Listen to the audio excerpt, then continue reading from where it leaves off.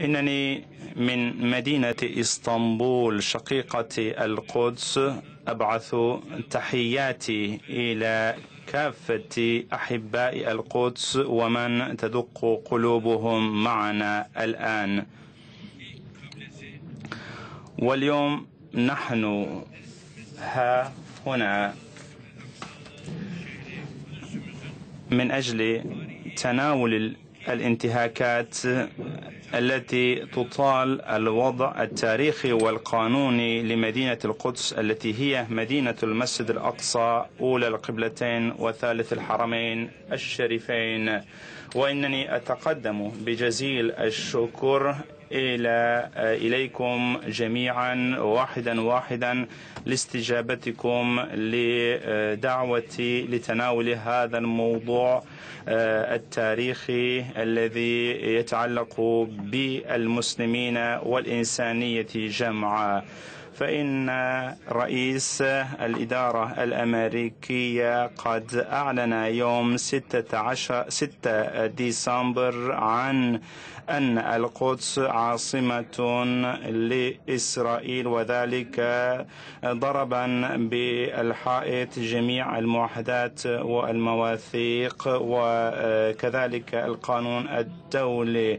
ولا داعي لإطالة الحديث، فإن كل من يجوب ويتجول في الزقة وشوارع القدس سيدرك حتما أن هذه المدينة تحت الاحتلال، وبالتالي فلا يمكن لي أن يكون لمثل هذا القرار أي حكم وأي اعتبار طالما أن المدينة تحت الاحتلال. وحسب القرار الذي اتخذته الأمم المتحدة في عام 1980 ومجلس الأمن تحت رقم 478، لا يمكن لأي دولة أن تقوم ببناء سفارة ووضع سفارتها في القدس. ونحن نشكر كذلك كل من وقف ذلك. وإن إسرائيل هي الدولة الوحيدة التي دعمت أمريكا في قرارها غير الشرعي أيضا، ونشكر جميع من وقف ضد هذا القرار، كما أن السيد بابا كذلك وأيضا من خلال حديث مع قادة الدول قد رفضوا هذا القرار. وإن بصفة الرئيس الدوري لمنظمة التعاون الإسلامي قد قمت بمناشدة الرأي العام العالمي، وقلت إن هذا القرار في حكم العدم أمام التاريخ والأخلاق والقانون والضمير أيضا. ونحن كذلك قلنا بأن معاقبة الفلسطينيين، أن هذا القرار يعني معاقبة الفلسطينيين الذين أعلنوا مرارا وتكرارا بمطالبتهم بالسلام، وكانت جهودهم كذلك في الأمر. أنا أريد أن أريكم ماذا حدث في فلسطين منذ عام 1947. انظروا عام 1947 هنا على الخارطة كيف كانت فلسطين وأراضي فلسطين. وكذلك الأمم المتحدة وضعت خطة التقسيم في 1947، وهنا نجد تقلصا ملحوظا لأراضي دولة فلسطين، وفي حين الأراضي الإسرائيلية تنمو.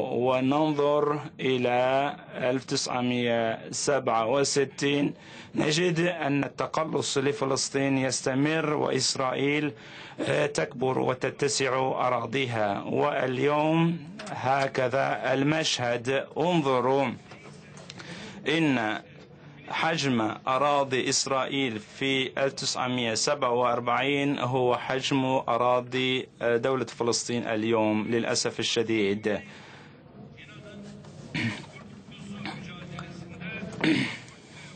إن مثل هذا التقسيم لو وقع بين ذئب وخروف وإن الذئب لا يفعل ذلك أيضا، فهم فوق ذلك. وأنا أيضا سأعتقد أنه تم توزيع هذه الخارطة عليكم في شكل لوحة أيضا، وللأسف الشديد هذا هو وضع دولة فلسطين منذ 1947. وهذه الخارطة تكشف عن أن إسرائيل هي دولة الاحتلال وهي دولة الإرهاب في الوقت نفسه. ويقولون لي لماذا تتكلم هكذا يا أردوغان؟ لماذا لا أقول انظروا هؤلاء الذين الجنود الإرهابيون يلتفون حول طفل يبلغ من العمر 10 سنوات ويحتجزونه وثم يضعونه في السجن وراء الأشباك الحديدية. وكذلك طفل يبلغ من العمر 14 سنة يتم إلقاء القبض عليه من قبل الجنود الإسرائيليين الإرهابيين ويتم ضربهم. وهناك أيضا بنت وأم تضم بنتها إلى نفسها، وإن الأم كذلك تتعرض للضرب ويتم فصلها أيضا من بنتها. انظر، أليست هذه الممارسات هي ممارسات إرهابية؟ هل هناك أي تبرير وتوضيح لذلك؟ إن كل من يملك الضمير وكل من هو يتسم بالإنسانية عليه أن يتعظ عبر. انظروا، أكثر من 20 جندي انكبوا على هذا الطفل ووجهه يدمي أيضا. يعني ماذا نشرح لك يا ترامب؟ كل شيء واضح للعيان، وإسرائيل لسنا في حاجة إلى أن نشرحها ونقول لها شيئا، وهم يعرفون الحقائق. ومع هذا القرار ومع قرار الاحتلال والمحاصرات والاستيطانات وتخريب البيوت وسلب الأراضي والممتلكات واستخدام القوة المفرطة وارتكاب المجازر، فإن إسرائيل قد كوفئت أيضا بجائزة أمام هذه الممارسات الشنيعة. ومن إذن كافأها؟ الرئيس ترامب. وللأسف لا يمكن أن يكون في العالم أن تقوم دولة وتفعل ما تشاء ولا يسأل عما تفعل.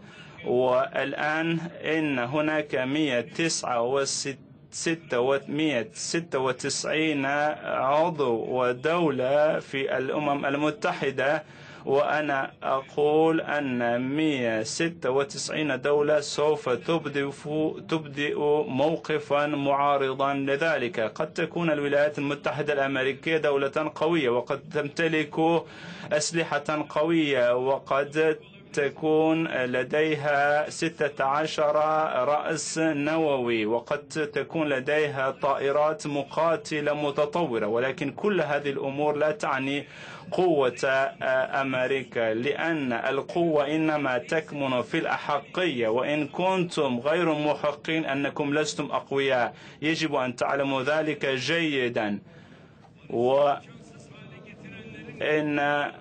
إن الولايات المتحدة الأمريكية التي وقفت إلى جانب من لا يريد السلام، فإن موقفها وتصرفها بذلك في هذا الوقت الذي نحن في أمس الحاجة إلى السلام قد شجعت جميع المتطرفين على التحرك. ولقد رأينا أيضا في سوريا ماذا فعلت. قد ضمت منظمات إرهابية PYD و YPG لمحاربة داعش. وعندما أنا أقول ذلك بكل أريحية لأنني ذكرت كل هذه الأمور أمامه، لأنه لا يمكن القضاء على منظمة إرهابية بالاستعانة بمنظمة إرهابية أخرى. وإنهم قد أرسلوا إلى شمال سوريا أكثر من 4,000 شاحنة محملة بالأسلحة الثقيلة. لماذا أرسلت أمريكا هذه الأسلحة إلى شمال سوريا؟ من أجل أن تدعم المنظمات الإرهابية هناك. فإن الفتيل النار الذي شعل أيضا مرة أخرى مع القدس قد فتح الأبواب على مصراعيها أمام المنظمات أيضا المتطرفة. وإنه طالما لا يتم إيجاد حل عادل للقضية الفلسطينية فلا يمكن أن نتحدث عن السلام في المنطقة والعالم. وإن مثل هذه الممارسات والخطوات أيضا في واقع الأمر تؤجج الثقة بالقانون الدولي وبالأمم المتحدة، ولا يمكن أن نبقى مكتوف الأيدي والمتفرجين على هذه التطورات. إخوتي الأعزاء، فإن قرار الولايات المتحدة الأمريكية إنما هي بمثابة ضربة قاسية على حضارتنا إلى جانب كونه انتهاكا للقانون الدولي. فإننا نحن قد خدمنا هذه المدينة، وهذا ما فعله أجدادنا دون التفريق بين الأديان، وكان أجدادنا يسعون أيضا إلى رفاهية وأمن وحرية العبادة في هذه المدينة. فإن السلطان سليمان القانوني ماذا فعل؟ ومهم جدا أنه قد طلب بنقش عبارة لا إله إلا الله وإبراهيم خليل الله على باب الخليل في القدس، وهو يعكس مدى نظرتنا الصحيح لحضارتنا إلى القدس. ثم إن السلم الخشبي الذي يقع في شرفة كنيسة بالقدس منذ 162 سنة بسبب أيضا المعادلات المذهبية الحساسة يفسر ويشرح لنا الكثير والكثير. ونحن إنه هؤلاء عليهم أن يتخذوا عبرا ودروسا من عمر بن خطاب الذي دخل القدس بكل تواضع واستلم هذه الأمانة المقدسة. وإنهم أنا أريد أن أشكر جميع الواقفين خاصة السيد بابا وكذلك الذين يتصرفون بالعقل السليم من أصحاب الديانة اليهودية وكذلك الأقباط لوقفتهم الشجاعة والمنصفة أيضا. وكما أنني أخص بالشكر إخوتي الفلسطينيين الذين يناضلون من أجل القدس التي يعتبرونها شرفا وعرضا لهم. ونحن نؤمن بأن السلام في القدس وفي المنطقة إنما سيحل بجهود أناس عدول وصادقون ويتحلون بالأخلاقية أيضا. وأنا هنا أناشد كافة الدول المتمسكة بالقانون الدولية وبأن تعترف القدس عاصمة الدولة الفلسطينية المحتملة. والوقت يجب أن لا نؤخره أكثر. ونحن لن نتراجع في إصرارنا بأن تقوم دولة فلسطين ذات السيادة والاستقلال وعاصمتها القدس.